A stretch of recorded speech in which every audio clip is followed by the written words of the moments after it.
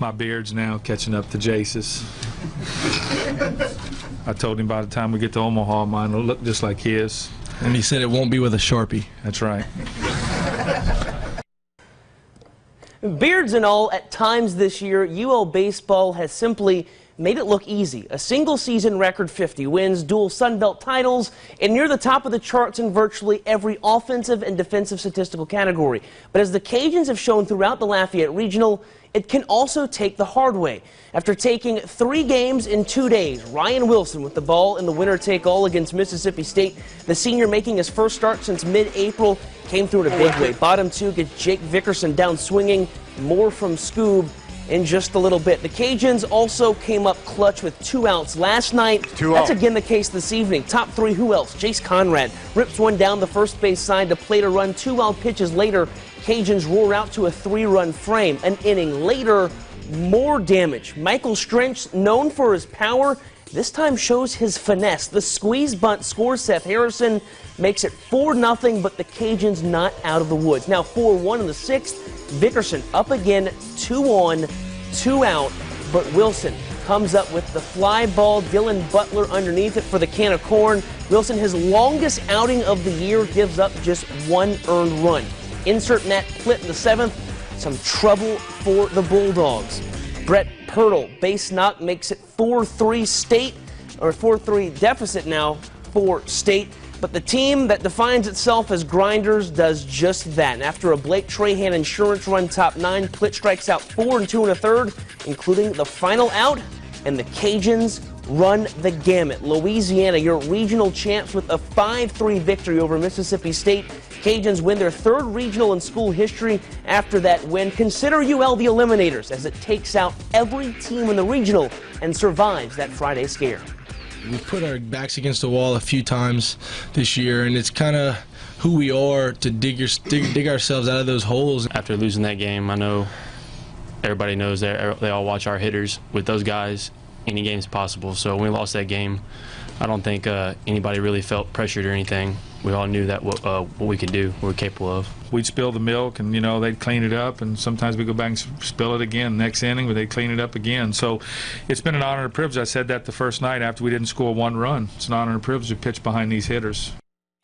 Now 5 Cajuns named to the all-tournament team, including most outstanding player Jace Conrad. But as our Tom Martin explains, it was on the arm of Ryan Wilson. UL stays alive in the hunt for Omaha. Omaha was their mission. It still is their mission now as the Ragin' Cajuns get past their home regional. They lose to a Jackson State team many thought they could never possibly lose to.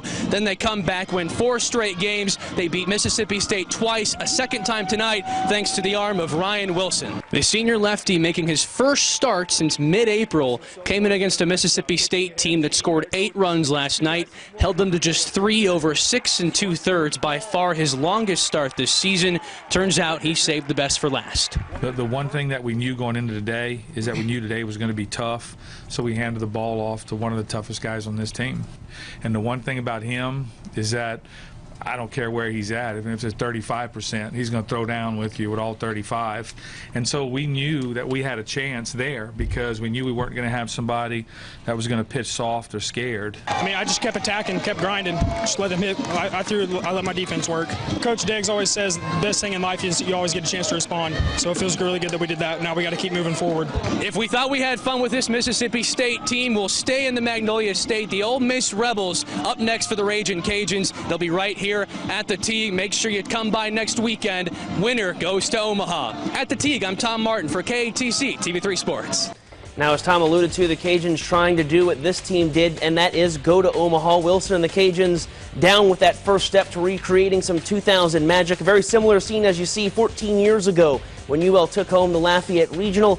UL took down East Carolina 8-5 in the Sunday decider thanks to a pair of third-inning homers by Ryan Gill and Tommy Clark. And like that year when they faced South Carolina in the Supers, the Cajuns get another SEC squad. As Tom said, Ole Miss hosting Washington, a thriller in Oxford. Reds down 1. Colby Bortles tattoos a double to the gap. He drove in both Ole Miss runs to tie it at 2. It stayed that way into the 10th. Ole Miss's other big bopper, Sykes Orvis, also comes through in the clutch. Rebels would take a 3-2 lead in 10, and they take that 3-2 final. They'll head to Lafayette this weekend. Now moving east, postseason drama is nothing new to LSU. 16 trips to Omaha. That'll do it for you. Tonight, the Bayou Bengals look to wash away a disappointing ending Sunday with a do-or-die against Houston. The Tigers roar out to an early lead, top one, thanks to a 2 RBI Sean McMillan shot, but it was all Cougars from that point. Not only does U of H tie it up in the first, but a 7-run third inning. It's now in the 8th inning. Houston clinging to a 9-2 win lead. So we'll see if the Tigers have some late-night magic. All right, big night. Thanks, Travis. We'll be right back.